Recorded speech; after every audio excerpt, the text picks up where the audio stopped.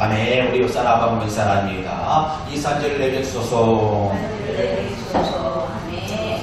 아멘. 우리 주 예수 그리스도의 이름으로 사랑과 축복이 이 자리에 모여있는 우리 모든 사랑 성도들에게 마시기 바랍니다.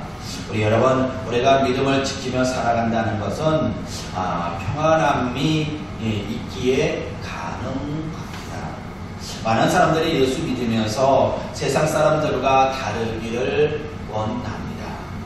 아마 다름이라고 하는 것은 아마 욕심, 또한 죄에서 멀리 떨어져 공의와 정의를 지키며 살아가기를 기대하지만 그와 같은 말을 무너지고 있기에 아마 그와 같은 마음을 갖고 있는지 모르겠습니다. 요즘 교회가 다시 개혁되어져야 된다라고 하는 반론이 자주 거론되고 있어요. 저도 또한 우리 말씀을 통하여서 종종 말씀합니다. 우리 교회가 현재 외침의 소리를 귀를 기울여야 돼요. 예수 믿고 변화되지 않는다면은 교회와 교회에 나와서 예배드림이 무슨 유익이 있겠습니까? 그냥 우리가 지식이 쌓을 뿐이에요. 우리는 세상을 향하여서 죄에서 회개하고 구원받으라고 외치는 것으로 끝나지 않고 교회가 먼저 회개하고 예수의 제자가 되어서 또한 세상에서 또한 빛과 소금의 역할, 아니 소금과 빛의 역할을 감당해야 될 줄 믿습니다. 즉 메아리의 역할을 감당합니다. 우리가 먼저 회개하고 또한 구원의 삶을 살아가는 것, 이것이 바로 거룩함을 유지하는 것이에요. 선을 행하는 것이다 라고 저는 믿습니다. 예수 믿는다고 죄에서 멀어졌느냐라는 것입니다.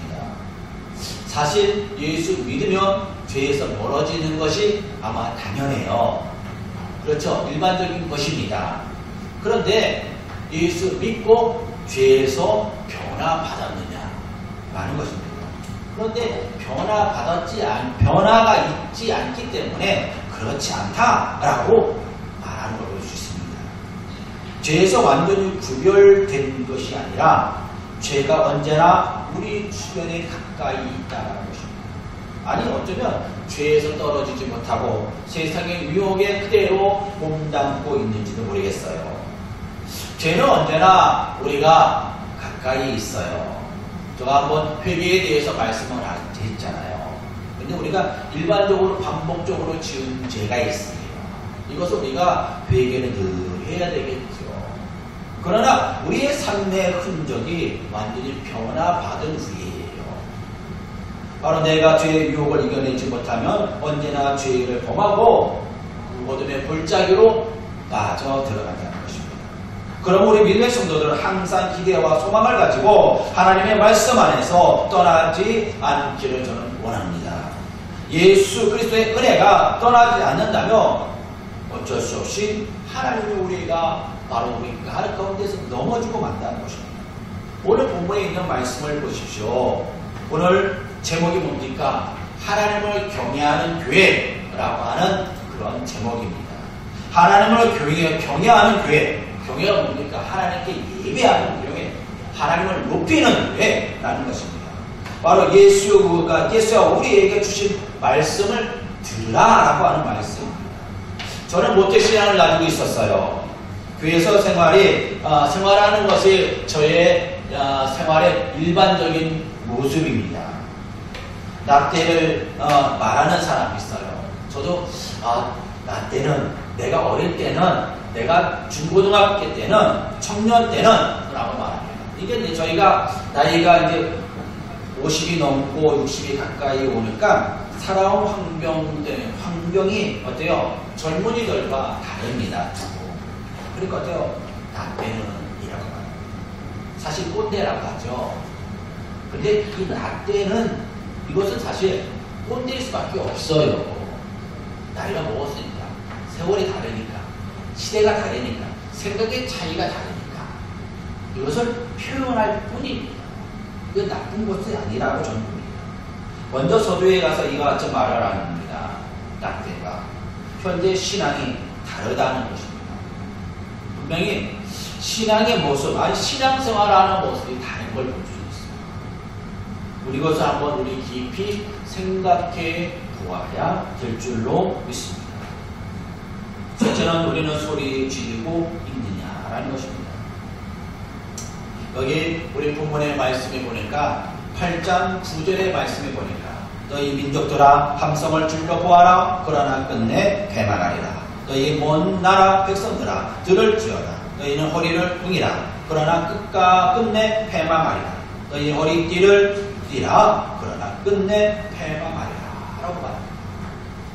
왜 하나님은 경외한다는 말씀을 하는데 패망하리라, 안 되리라, 패망하리라고 하는 말씀이 계속 반복되어주고 있습니다. 이스라엘 백성들이 하나님의 말씀을 따라 살아가야 되는데 그렇지 않고 세상의 유혹, 세상의 모습이 너무 좋아요. 그러니까 그것대로 살아간다는 것입니다. 나는 예수 믿습니다, 선민입니다 라고 합니다. 그런데 각자의 의견에 좋은 대로 살아가고 있습니다.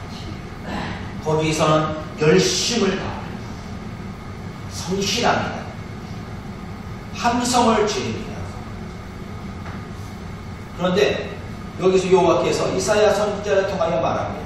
우리들이 각자 주장하고 표현하고 많은 것을 계획하고 아니 심지어 열정을 가지고 우리가 다 합니다.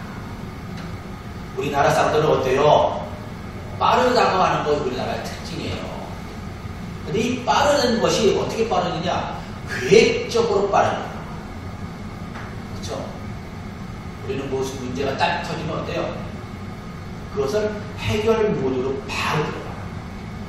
핸드폰을 찾아보고 만약에 교통이 딱 막힌다, 전철이 또한 막혔다, 그럼 어때요?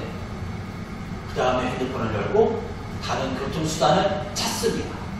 그리고 동시에 쫙 터집니다. 참 신기하죠. 이게 빠른 거예요. 특징입니다. 우리나라만이 가지고 있는 해결 모드의 모습입니다. 얼마나 그 열심입니까?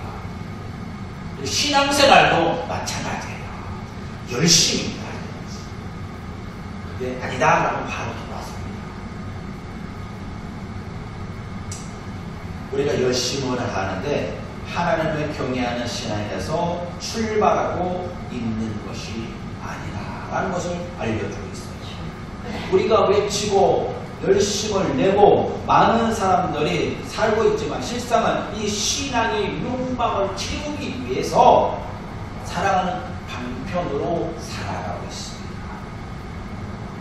종교개혁자들은 교회를 개혁해야 된다고 말했어요. 이 개혁이라고 하는 머리만 오직 성경으로, 오직 믿음으로, 오직 은혜로 뭐라고 합니다. 신앙의 본질을 찾았어요. 자신들의 자유와 안위만을 위해서 살아난 것이 아니에요. 그 바탕 위에 교회를 세운 것이 아닙니다. 교회는 내가 세우는 겁니까? 하나님께서 우리 성도들을 통하여서 세워주십니다. 성경 말씀을 묵상하고 기도한 후에 제가 교회를 산책해 봅니다. 산책해서 이 주변을 쭉 돌아봅니다. 근데 보니까 교회가 참 많아요. 그래서 교회가 많은 거 참 좋습니다. 여기서 예배 드립니다. 여기서도 성도들이 축복의 은혜가, 감사의 예배가 흘러넘치구나. 회개의 역사가 일어나겠구나. 라고 하면서 감사드립니다. 교회와 믿음의 성도들이 말씀과 믿음 안에서 우리가 살아간다는 게 얼마나 귀합니까? 근데 제가 이제 종종 친구들의 교회를 방문해 보면은, 대화를 나눠보면은 성도들이 점점 줄어든다라고 합니다. 인구가 줄어드니까 당연할지도 모르겠어요. 그러나 또한 인구가 줄어드는 것만큼 또한 성도들이 줄어드는 것, 그것으로 다 설명되어지지 않는다는 것입니다. 이제 말씀과 믿음에서 언밸런스가 나와요. 이중 잣대를 가지고 있기 때문에 말씀과 행동이 다르기 때문에 아마 많은 성도들이, 많은 사람들이 교회를 떠나고 있는 걸 모르겠어요. 여러분, 교회는 믿음으로 살아가는 것도 하지만 먼저 하나님 중심이라는 것입니다. 하나님께 예배 드리는 것입니다. 하나님께 경외하는 것입니다. 하나님을 경외하면 하나님을 사랑하는 그 은혜를 누리는 것입니다. 그 사랑을 받은 것을 또한 전하는 것입니다. 사랑의 개념이 조금씩 다를 수 있어요. 근데 사랑의 개념은 같지만은 나타나는 현상은 다릅니다. 그래서 하나님께 우리는 소리 내어 부르시다 라고 말씀하고 있습니다. 근데 왜 소리 내느냐? 근데 그 소리가 올바른 소리냐라고 우리들에게 다시 한번 말씀하고 있습니다. 그리고 또한 두 번째는 이루지 못함이 하나님의 뜻이라고 말합니다. 여러분, 얼마나 많은 노력을 합니까? 여기 본문의 말씀 10절 보십시오. 너희와 함께 계획하라. 그러나 끝내 이루지 못하겠고 말을 해보아라. 끝내 시행되지 못하리라. 이는 하나님 우리와 함께 계심이라 라고 말씀합니다.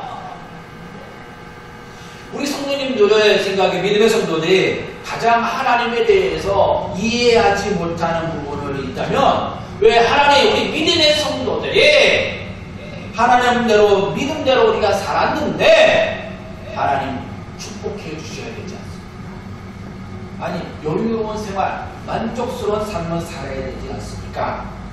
그러면서 이것이 내가 이해되지 않습니다 라고 하나님께 우리가 간구하고 기도했으면 이루어져야 돼요. 응답이 있어야 돼요. 근데 여러분, 하나님의 응답이 있습니까? 없습니까? 네? 우리가 응답이 있어요. 근데 그 응답이 내가 원하는 응답이 아니라는 것이 사실은 여기서 하나님께 향한 모습이 달라지는 거예요. 여기 분명히 이스라엘 백성들이 소리를 냈어요. 열심히 뛰었습니다. 열정을 냈습니다. 그런데 이루어지지 않으니라. 그것에 대해서 하나님께 감사하라 라고 우리가 말씀하고 있습니다. 응답이 없고 고난 가운데 신앙생활하고 있지 않느냐? 너희들 살아가고 있지 않느냐? 신앙생활이 삶이에요. 근데 이 신앙을 다 갖고 삶을 살아가느냐, 아니면 삶을 살면서 신앙이 거기에 따라오느냐, 달라요. 우리는 신앙생활이 돼요. 하나님 중심을 가지고 삶을 살아야 돼요. 근데 내 중심을 가지고 신앙이 따라오면 하나님 중심이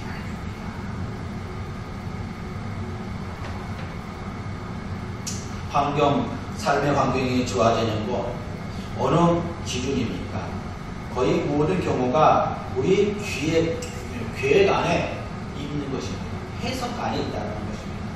그런데 사실 우리의 기준을 넘어서야 될 줄로 믿습니다. 우리의 기준을 두었다면 많은 부분이 이루어지지 아니하여. 이스라엘 백성들이 그 많은 사람들 이방의 것을 좋아했어.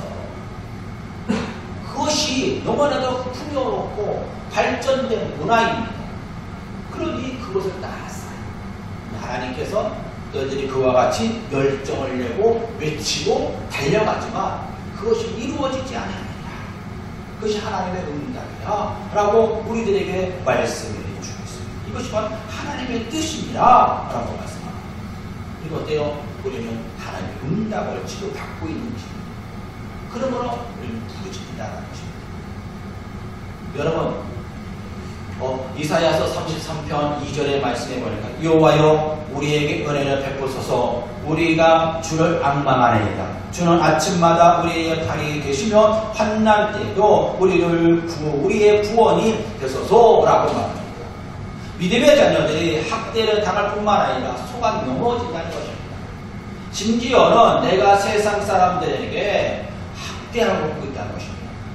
내가 깨끗하고 정의롭고 살아가면서도 나를 학대한다는 것입니다. 그것을 견디지 못하고 나도 다른 사람과 학대해. 내가 다른 사람의 속으로 속이지 않으면 내가 다른 사람을 속이고 있다는 것입니다. 그러니 사람들은 자신이 속이지 않기 위해서 먼저 우리는 속이는 일을 서슴없이 하는 걸 볼 수 있어요. 그러니 불쌍한 인생을 살고 있는 것입니다. 그래서 우리는 속으로 우리는 속이는 사람에게 그들을 핀잔하죠. 왜 속아 넘어가? 너 속고 있어. 한 번 나중에 두 번 나가면 그거는 뭐라고 해야 될까? 미움, 기움. 그렇죠? 그러니까 속아 넘어가지 않아야 돼요. 근데 속아 넘어가면 지혜로워야 돼요. 지혜로워. 우리가 불을 짓는다는 것입니다. 우리가 현재 우리가 살아가는 그 모습, 사실 세상 사람들과 나와 무엇이 다르냐라는 것을 한번 생각해보세요. 우리는 하나님 믿는다면 달라야 돼요. 기도가 달라야 돼요. 내가 지금 삶을 살고 있는 목적이 달라야 돼요. 그래서 우리는 우리가 부르짖는 거, 이것이 너 하나님이 응답하지 않는 것이 귀한 것이요. 너희 부르짖는 모습이 어떤 것이냐? 하나님을 찬양하고 있는가? 다른 것입니다.